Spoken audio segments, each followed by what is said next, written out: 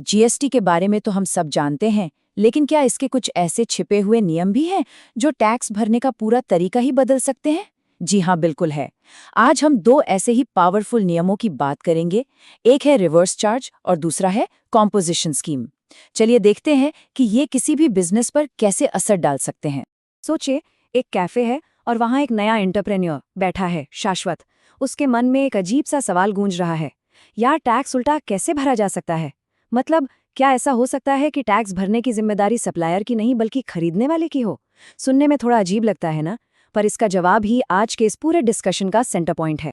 तो इस कहानी की शुरुआत होती है एक सिंपल से दूध के बिल से। शाश्वत उस बिल को देखकर बिल्कुल कंफ्यूज हो जाता है। अच्छा हुआ कि उसकी मेंटोर मीरा दी वहीं थी। उन्होंने ही उसे जीएसटी के इन अनजाने रास्तों पर गाइड किया। मीरा दी ने सबसे पहले एक बहुत ही जरूरी बात समझाई। देखिए, जीएसटी का मतलब ये नहीं कि एक ही रूल सब पर फिट हो जाएगा। नहीं, इसमें अलग अलग सिचुएशंस के लिए अलग अलग टूल्स हैं। और आज हम दो सबसे जरूरी टूल्स पर ही फोकस करने वाले हैं। पहला, रिवर्स चार्ज मैकेनिज्म, और दूसरा, कॉम्पोजिशन स्कीम। तो चलिए पहली पहेली को सुलझाते हैं। मीरा ने शुरुआत की आरसीएम से, यानी रिवर्स चार्ज मैकेनिज्म। ये एक ऐसा रूल है जहां सच पूछो तो टैक्स की पूरी दुनिया ही उलट-पुलट हो जाती है। इसका नाम ही इसका मतलब बता देता है, रिवर्स। आमतौर पे क्या होता है, जो सामान बेचता है यानी सेलर, वो गवर्नमेंट को जीएसटी पे करता है, सिंपल। लेकिन आरसीएम में पूरा गेम पलट जाता है। यहाँ पर जिम्मेदारी बेचने वाले की नहीं बल्कि खरीदने वाले यानी बायर की हो जाती है। तो सवाल ये है कि आखिर ये काम करता कैसे है? इसको ना 4 आसान से स्टेप्स में समझते हैं। पहला स्टेप, एक आरसीएम नोटिफाइड सप्लायर से गुड्स या सर्विस ली जाती है। दूसरा स्टेप, खरीदने वाला यानी बायर खुद के लिए एक सेल्फ इनवॉइस बनाता है। तीसरा स्टेप, जीएसटी सीधे गवर्नमेंट को पे किया जाता है, और यहाँ एक बहुत ही जरूरी बात है, ये पेमेंट कैश में करना होता है। चौथा और आखिरी स्टेप, जो टैक्स पे किया उस अमाउंट को बाद में इनपुट टैक्स क्रेडिट यानी आईटीसी के रूप में वापस क्लेम किया जा सकता है। तो अब सबसे बड़ा सवाल कि आखिर इसका इस्तेमाल करता कौन है, यानी कौन से बिजनेस इस अजीबोगरीब रूल के दायरे में आते हैं, ये जानना बहुत जरूरी है। चलिए कुछ कॉमन एग्जाम्पल्स देखते हैं। मान लीजिए कि कोई बिजनेस अपने सामान को भेजने के लिए एक ट्रांसपोर्ट एजेंसी यानी जीटीए की सर्विस लेता है, या फिर लीगल एडवाइस के लिए किसी वकील से कंसल्ट करता है। अब इन दोनों ही केसेस में टैक्स कौन भरेगा, ट्रांसपोर्टर या वकील? नहीं, टैक्स भरने की जिम्मेदारी उस बिजनेस की होगी जो सर्विस ले रहा है। ऐसा इसलिए किया गया है ताकि अनऑर्गेनाइज्ड सेक्टर को भी टैक्स नेट में लाया जा सके। अब यहाँ एक रूल है जिसे बिल्कुल भी नहीं भूलना है। आरसीएम का टैक्स पेमेंट हमेशा, और मैं दोहराता हूँ, हमेशा कैश लेजर से ही होगा, यानी बैंक से। पहले से जमा इनपुट टैक्स क्रेडिट को इसके लिए इस्तेमाल नहीं कर सकते, बिल्कुल नहीं। और ये सीधा सीधा बिजनेस के कैश फ्लो पर असर डालता है, इसलिए इसको समझना बहुत बहुत जरूरी है। तो आरसीएम की ये जो थोड़ी कॉम्प्लेक्स दुनिया है, इसको समझने के बाद मीरा दी ने शाश्वत को जीएसटी का एक बिल्कुल ही दूसरा और बहुत ही सरल यानी सिंपल पहलू दिखाया। एक ऐसा रास्ता जो खास तौर पर छोटे बिजनेस के लिए बनाया गया है। तो पेश है कॉम्पोजिशन स्कीम। इसका मकसद ही है छोटे बिजनेस के लिए जीएसटी को आसान, बिल्कुल हैसल फ्री बनाना।